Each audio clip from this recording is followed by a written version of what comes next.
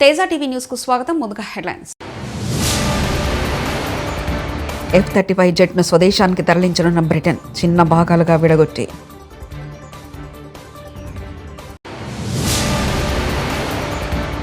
ఏమీ చేయలేని వాళ్ళే శవరాజకీయాలు చేస్తుంటారు. జగన్పై సీఎం చంద్రబాబు ఫైర్.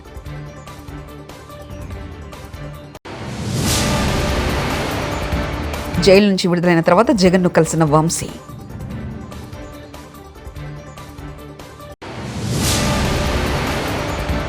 బాబు సెక్యూరిటీ లేకుండా వెళ్ళండి, ప్రజలే చెప్తారు పెద్దిరెడ్డి.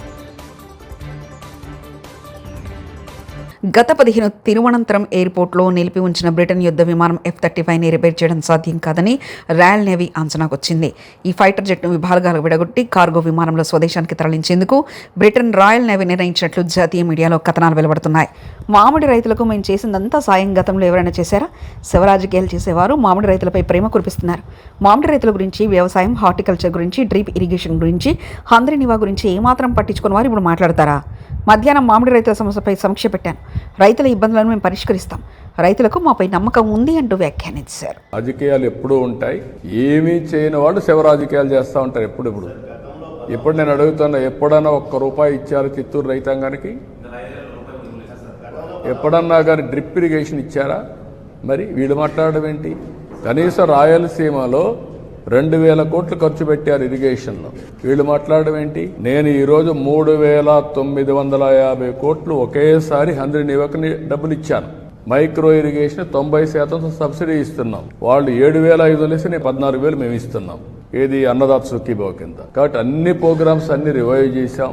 ఇరిగేషన్ కు ప్రాధాన్యత ఇచ్చాం, పంటలకు ప్రాధాన్యత ఇచ్చాం, గిట్టుబాటు ధరకు ప్రాధాన్యత ఇచ్చాం. మన రాష్ట్రంలో అన్ని వాణిజ్య పంటలు, ఎందుకంటే రైతుకు ఎక్కువ ఆదాయం రావాలని వాణిజ్య పంటలకు వెళ్ళాం. ఓసారి వాణిజ్య పంటల్లో ఓసారి తక్కువ రేట్లు కూడా వస్తాయి. మామిడే కాకుండా అన్ని. ఎవరైనా కానీ ఫ్రీగా మాట్లాడే పరిస్థితి ఉంది 5 ఏళ్లు, ఫ్రీగా రాసే పరిస్థితి ఉంది 5 ఏళ్లు. వీళ్ళు వచ్చి కథలు మాట్లాడుతున్నారు. బలవంతంగా చేసి దాంట్లో కూడా కమిషన్లు కొట్టిన వాళ్ళు వచ్చి మాట్లాడుతున్నారు. కమిషన్లు వాటాలు తీసుకున్న వాళ్ళు వచ్చి మాట్లాడుతున్నారు. ఇప్పుడు ఎంత అజిటేషన్ అయింది రైతుల్లో. మా దీన్ని బలవంతంగా చేస్తున్నారు, వాటాలు తీసుకుంటున్నారు, మాకు వచ్చే డబ్బులు వీళ్ళు కొట్టేస్తున్నారని చెప్పి కూడా పెద్ద గొడవలు అయినాయి. కాబట్టి ఇవన్నీ ఉన్నాయి. అందుకే నేను మీకు అనేది ఏంటంటే, ప్రభుత్వం ఒక బాధ్యత కలిగిన ప్రభుత్వం. ఏ చిన్న విషయాన్ని కూడా యాజ్ ఇట్ ఈజ్ వదిలిపెట్టడం లేదు. అట్మోస్ట్ సమర్థవంతంగా ఆ సమస్యను పరిష్కారం చేస్తున్నాం. అందుకే మధ్యాహ్నం రమ్మన్నాను ఇద్దరిని మాట్లాడి దీన్ని లాజికల్గా ఇప్పటికే చాలా వరకు 60% ప్రొక్యూర్మెంట్ అయిపోయింది. ఈ మంత్ 20కి 25కి లేకపోతే మంత్ ఎండ్కు లేకుంటే ఆగస్టు, అది మధ్యాహ్నం నేను చెప్తాను ఏ టైం అనేది. దాని ప్రకారం ముందుకెళ్తాను. ఏది వీళ్ళకి ఇచ్చేదా డిఫరెంట్గా అవన్నీ తొందరలోనే వాళ్ళ అకౌంట్లో వేస్తాం. వైఎస్ఆర్సీపీ అధ్యక్షులు మాజీ ముఖ్యమంత్రి వైఎస్ జగన్ను తాడేపల్లి నివాసంలో కలిసిన గన్నవరం మాజీ ఎమ్మెల్యే వల్లభనేని వంశీ దంపతులు. వల్లభనేని వంశీపై 11 అక్రమ కేసులు పెట్టిన చంద్రబాబు ప్రభుత్వం 140 రోజుల పాటు అక్రమ నిర్బంధంలో వంశీ బెయిల్ ఇచ్చిన విడుదలను అడ్డుకునేందుకు ఎత్తుగడ, సుప్రీంకోర్టులో పారని చంద్రబాబు ప్రభుత్వ పాచిక, కష్టకాలంలో అండగా నిలిచినందుకు వైఎస్ జగన్కు ధన్యవాదాలు తెలియజేసిన వల్లభనేని వంశీ దంపతులు. వైఎస్ఆర్ జిల్లా ఏపీ ప్రజల్ని మోసం చేసి సుపరిపాలన అనే కార్యక్రమానికి కూటమి ప్రభుత్వం శ్రీకారం చుట్టిందని ఎద్దేవా చేశారు మాజీ మంత్రి పెద్దిరెడ్డి రామచంద్రారెడ్డి. చంద్రబాబు ప్రభుత్వం ఏడాది పాలనలో అక్రమ కేసులు పెట్టడంపైన దృష్టి పెట్టిందని ఆగ్రహం వ్యక్తం చేశారు. మోసపూరిత మాటలు నమ్మి ప్రజలు చంద్రబాబుకు అధికారం కట్టబెట్టారని అన్నారు. అలాగే బనకచర్లపై గురు శిష్యులు దోబూచులాడుతున్నారని సెటరికల్ కామెంట్స్ చేశారు. ముందు చూపుతూ తప్పనిసరిగా ఇది మనం అమలు చేయాలా, వారి వైఫల్యాలన్నీ కూడా ప్రజలకు చాటి చెప్పాలని చెప్పి ఈ కార్యక్రమాన్ని ఏర్పాటు చేసుకున్నాం. ఇది 5 వారాలు జరుగుతుంది. ఈ రోజుకు జిల్లా స్థాయిలో అంతా కూడా అన్ని జిల్లాల్లో కూడా పూర్తి అవుతాయి. రేపు నుంచి నియోజకవర్గ స్థాయిలో, ఆ తర్వాత మండల స్థాయిలో, ఆ తర్వాత గ్రామ స్థాయిలో, గ్రామాల మీద కూడా ఎక్కువ సమయం కేటాయించి ఈ కార్యక్రమాన్ని మన ప్రజల్లోకి తీసుకుపోవాలని చెప్పి మీ అందరినీ కూడా నేను కోరుతా ఉన్నాను. ఎందుకంటే మనం చూసాం, చంద్రబాబు నాయుడు రామారావు గారిని వెన్నుపోటు పొడిచి ఆ రోజు ముఖ్యమంత్రి అయిన తర్వాత రామారావు గారు ఏదైతే అధికారంలోకి వచ్చేదానికి దోహదపడ్డాయో, ₹2 కేజీ బియ్యం కానీ, మద్యపాన నిషేధం కానీ, ఇలాంటివన్నీ కూడా, వాటిని అన్నింటినీ కూడా కరెంట్ ఛార్జీలు పెంచడం కానీ ఇవన్నీ కూడా ఆ రోజు ఆయన చేయలేదు. చంద్రబాబు నాయుడు వస్తానే 2 రోజుల తర్వాత, 2-3 నెలల తర్వాతే మాకు ఆర్థికంగా ఇబ్బందులు ఉన్నాయి, ఈ ప్రభుత్వం నడపడానికి విధిలేని పరిస్థితుల్లో మద్యపాన నిషేధం చేస్తూ ఉన్నామని చెప్పి మద్యపాన నిషేధాన్ని చేయడం జరిగింది. ఆ రోజు మహిళలందరూ కూడా చాలా రామారావు గారి మీద నమ్మకం పెట్టి మద్యపాన నిషేధానికి మద్దతు ఇచ్చి అందరూ కూడా ఓట్లేసి అధికారంలోకి తెచ్చారు. ఈయన వచ్చిన తర్వాత మద్యపాన నిషేధం తీసేయడం, ₹2 కేజీ బియ్యాన్ని ₹5.25 చేయడం, కరెంట్ ఛార్జీలను 5 సార్లు పెంచాడు. ఆ 4 సంవత్సరాల్లో 5 సార్లు పెంచాడు. మరి అన్నీ కూడా హామీలన్నీ కూడా తుట్టుకొచ్చాడు. మనందరికీ కూడా తెలుసు. మళ్ళా తిరిగి గత ఎన్నికల్లో కూడా అబద్ధాలు చెప్తూ ఉన్నారు. మరి 2014లో కూడా ఇదే విధంగా అన్ని మోసపూరిత మాటలన్నీ చెప్పి ఆ రోజు జగన్మోహన్ రెడ్డి గారు ముఖ్యమంత్రి అయ్యారని మనం అందరూ కూడా కష్టపడి పనిచేస్తే ఆ రోజు ఆయన మోసపూరిత మాటలంతా కూడా నమ్మి రాష్ట్ర ప్రజలందరూ కూడా తిరిగి మళ్ళీ అధికారం ఇచ్చారు చంద్రబాబు నాయుడు. ముఖ్యమంత్రి అయిన తర్వాత వాటిని అన్నింటినీ కూడా ఏది కూడా అమలు చేయకుండా అన్నీ కూడా తొందరలో దొరికాడు. మరి మళ్ళా ఇప్పుడు 2024లో తిరిగి మళ్ళా అదే కార్యక్రమం చేస్తూ ఉన్నాడు. ఈసారి అయితే అనేక అబద్ధాలు చెప్పారు. ఇప్పుడే మన నాయకుడు జగన్మోహన్ రెడ్డి గారు మనం చూసాము ప్రెస్ కాన్ఫరెన్స్లో అన్నీ కూడా చాలా కూలంకషంగా చెప్పడం జరిగింది. మరి ఇన్ని కార్యక్రమాలన్నీ చెప్పి రైతులను కానీ, మహిళలను కానీ, యువకులను కానీ, మహిళలను కానీ అన్ని వర్గాలను కూడా మోసం చేసి అధికారంలోకి వచ్చి ఈరోజు ఏదైనా అమలు చేస్తూ ఉన్నాడంటే మనం ఒకసారి ఆలోచన చేయాలి. ఏది కూడా అమలు చేయడు, చేసే పరిస్థితి లేదు. ఆ రోజు ఏం చెప్పాడు, సంపద సృష్టిస్తానని నా ఓట్లు ఏంటి అన్నాడు. ఇవన్నీ కూడా అమలు చేస్తా అన్నాడు. దేనికి కూడా ఆంక్షలు లేవన్నాడు. ఈరోజు అన్నింటికీ ఆంక్షలు వస్తూ ఉన్నాయి. స్క్రూటినీ చేసి తీసేస్తూ ఉన్నారు. ఇచ్చే అదపర పెన్షన్లు కూడా 4 లక్షల చిల్లర దాదాపు 5 లక్షల పెన్షన్లు తీసేయడం జరిగింది. ఈ విధంగా ప్రతి దానికి కూడా కూర్లు పొడిచే పరిస్థితి చంద్రబాబు నాయుడు చేస్తూ ఉన్నాడు. మరి ఆ రోజు ఏం చెప్పాడు, సంపద సృష్టిస్తా అంటే ఇప్పుడు వచ్చి అదే అయినా P4 అని చెప్పి ఒక సమావేశం పెడితే అమరావతిలో మహిళలందరూ కూడా వెళ్ళిపోతున్నారు. మీకు అందరికీ అక్కర్లేదా P4 అంటే? P4 అంటే ఏముంది, షావుకారులు డబ్బులు తీసి పేదలకు ఇస్తాడు. ఏ షావుకారే ఇస్తాడు పేదలకంతా కూడా ఆస్తి పంచిస్తాడా అని అడుగుతున్నాను. ఇట్లాంటి అక్కర్లేని కార్యక్రమాలన్నీ పెట్టి ఏదో ఒక రకంగా మభ్యపెట్టి ఆయన అమలు చేయాల్సిన విషయాలన్నీ కూడా పక్కన పెట్టాలని చెప్పి ఆ సమావేశాన్ని ఏర్పాటు చేశారు. కోవటలు ఉండొచ్చు, ప్రతి పార్టీలో ఉంటారు. ఈ విషయాన్ని బహిరంగంగా చెప్పాల్సిన అవసరం లేదు. కాంగ్రెస్ ఎమ్మెల్యే అనిరుద్ రెడ్డి చేసిన వ్యాఖ్యలను ఖండించిన టీపీసీసీ అధ్యక్షుడు మహేష్ కుమార్ గౌడ్.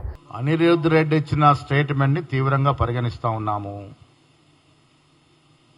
క్రమశిక్షణల విషయంలో ఎవ్వరికి కూడా వెసులుబాటు ఉండదు. ప్రతి పార్టీలో కోవట్లు ఉంటే ఉండొచ్చు, దానికి ఆధారాలు ఉండాలి కదా మాట్లాడే ముందు. నా స్థాయి కేసీఆర్ లెవెల్. హరీష్ రావు కేటీఆర్ వాళ్ళతో మాట్లాడను. హరీష్ రావు కేటీఆర్ గురించి రేవంత్ రెడ్డి మాట్లాడతాడు, నేను మాట్లాడను. కేసీఆర్ మాట్లాడితే నేను మాట్లాడతా. నా స్థాయి అది. మంత్రి కోమటిరెడ్డి వెంకటరెడ్డి పెట్టాలని చాలా ఉన్నాయి, కానీ నేను హరీష్ రావు మీద రియాక్ట్ కావాలి ఎప్పుడు. అప్పుడు మా సీఎం గారు మాట్లాడతారు, కానీ నాకు హరీష్ రావు కేటీఆర్ మీద మేము మాట్లాడాలి. కేసీఆర్ మాట్లాడితే మాట్లాడచ్చు.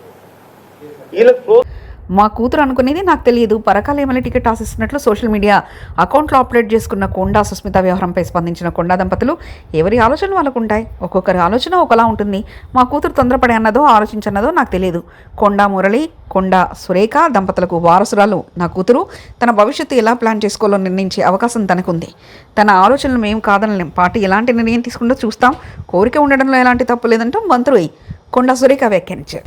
ఫారెస్ట్ గురించి మాట్లాడినప్పుడు వాళ్ళ దగ్గర పోయి మీరు చేయి ఫారెస్ట్లో మరి ఇప్పుడు కోయలకు గుత్తి కోయలకు న్యాయం చేయకుండా ఉండవని చెప్పొద్దు కదా, కంపల్సరీ న్యాయం చేయాలని కూడా ఇప్పుడు చెప్తున్నారు. అదే పద్ధతిలో ఎవరి ఆలోచన వాళ్ళకు ఉంటుందన్నా. ఇలా కుటుంబంలో అందరు కుటుంబాలకే చెప్పాలని రూల్ లేదు. మా అన్న ఉన్నాడు, మరి మా అన్న చెప్పినట్టు మా అన్న కూడా మా కుటుంబంలో ఒక సత్యం సార్ అని మా కుటుంబంలో ఒక భాగం. ఆయనే మీటింగ్లోకి పోతాడు, మొదలు కూర్చుంటాడు. ఈయన ఎవరు ఆయన అడుగుతాడు.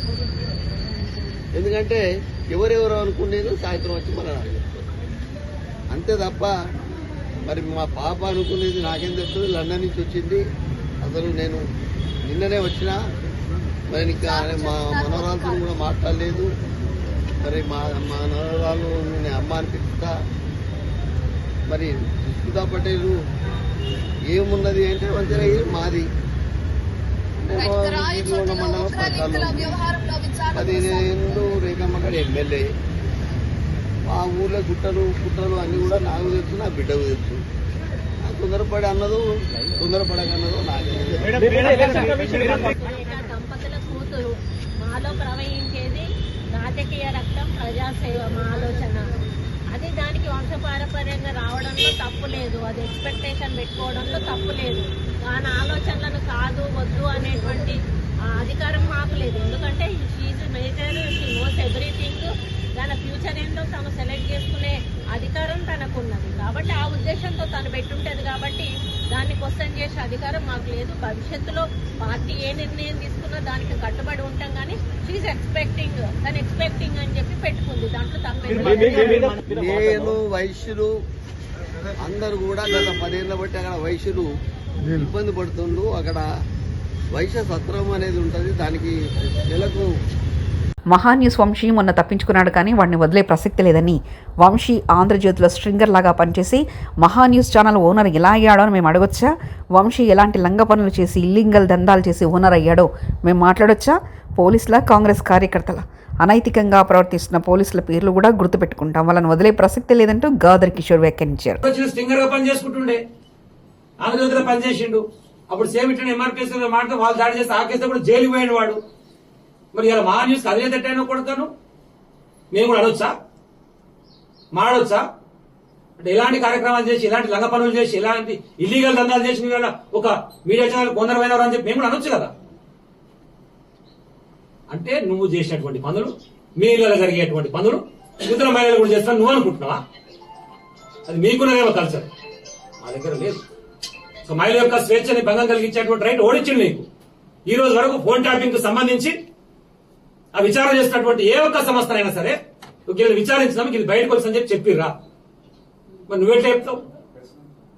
పోనీ నువ్వు అనుకుంటున్నటువంటి వ్యక్తులైనా స్వతహాగా వాళ్ళు వచ్చి వాళ్ళ కంప్లైంట్ ఇచ్చిర్రా, నా ఫోన్ ట్యాప్ అయింది, దీనివల్ల నా వ్యక్తిగత స్వేచ్ఛకు భంగం కలిగింది, నన్ను వీళ్ళు బ్లాక్ మెయిల్ చేసి నాకు వీళ్ళు మాట్లాడని చెప్పిర్రా? ఏది పడితే అది మాట్లాడితే నడుస్తుంది, మా ఇష్టం చేస్తాము, మళ్ళీ ఏమైనా మాట్లాడితే మీడియా స్వేచ్ఛకు భంగం కలుగుతుందా? మొదటి నుంచి మీడియా స్వేచ్ఛ మీద ఇట్లనే చేస్తున్నారు. అరే మీడియా స్వేచ్ఛకు భంగం కలిగిస్తుంది భయ్. వాస్తవాలు చెప్పు, నువ్వు వాస్తవాలు ఏమన్నా చెప్పు. నీకు అనిపించింది ఊహ పెట్టుకొని కావాలని చెప్పేసి మనిషిని టార్గెట్ చేసి క్యారెక్టర్ అసాసినేట్ చేసి కుటుంబంలో ఒక మానసిక శోభకు గురయ్యే విధంగా చేస్తే ఎవడు ఊకోడు కొడతా. తస్మాత్ జాగ్రత్త వంశీ. మహా న్యూస్ నీకు మళ్ళా కూడా అయ్యేది ఉంది. నిన్ను వదిలిపెట్టే ప్రసక్తే లేదు. మీడియా ప్రముఖంగా నేను చెప్తా ఉన్నాను, ఎట్టి పరిస్థితి వదిలిపెట్టే ప్రశ్న లేదు ఏ రోజుకైనా సరే. మేము కూడా పింక్ బుక్ మెయింటైన్ చేస్తున్నాం. గతంలో చెప్పింది అబద్ధం కాదు. పోలీసులు కూడా అత్యుత్సాహం. ఆ దాడిలో పాల్గొన్నటువంటి వాళ్ళు అని చెప్పేసి ఎవరి మీద ఆరోపణలు చేస్తున్నారో పిల్లలు పోయి నిరసన తెలియజేస్తారు. మా రైట్ ఎందుకు ఇచ్చిన రైట్ చూసారు అడుగుతారు పోయి. దాంట్లో మా అధ్యక్షుడు ఒకరికి బెయిల్ ఇచ్చారు, మిగతా 2 పిల్లలు జంగా అంటూ ఇంకొక అరెస్ట్ చేశారు. పోలీసులు ఇష్టం కొట్టిరు కొట్టి వాళ్ళని రిమాండ్ చేశారు. ఇంకా 5 పిల్లలు ఇప్పటికి అబ్స్కాండింగ్ ఉన్నారు. ఎవరిచ్చి నీకు రైట్ కొడుతుందుకు? నువ్వు కాంగ్రెస్ పార్టీ కార్యకర్తవా? పోలీస్ అంటే నీ ఇష్టమా? నీ అయ్యా జాగీరా? ఎట్లా కొడతావు? పిల్లగాల మీద ఎట్లా చేసుకున్నారు మీరు? మిమ్మల్ని ఎవరు వదిలిపెట్టేది లేదు. ఎవరెవరైతే దాంట్లో పాల్గొన్నారో అందరి పేర్లతో సహా రాసుకుంటున్నాం. మీ సంగతి కూడా తేలుస్తాం. కోర్టుల చట్టాల ద్వారానే మీ మీద కూడా రిటేసి మిమ్మల్ని అందరూ కూడా కోర్టుకు ఈడుస్తాం. ఎప్పుడు జరిగింది ఇట్లా పరిస్థితి? తెలంగాణ ఉద్యమంలో పాల్గొన్నటువంటి వారి మీద సేమ్ ఇదే దాడి జరిగింది పోలీసుల ద్వారా. F-35 జెట్ను స్వదేశానికి తరలించనున్న బ్రిటన్ చిన్న భాగాలుగా విడగొట్టి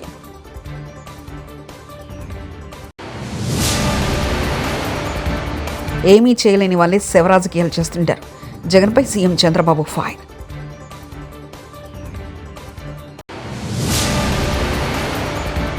జైలు నుంచి విడుదలైన తర్వాత జగన్ను కలిసిన వంశీ.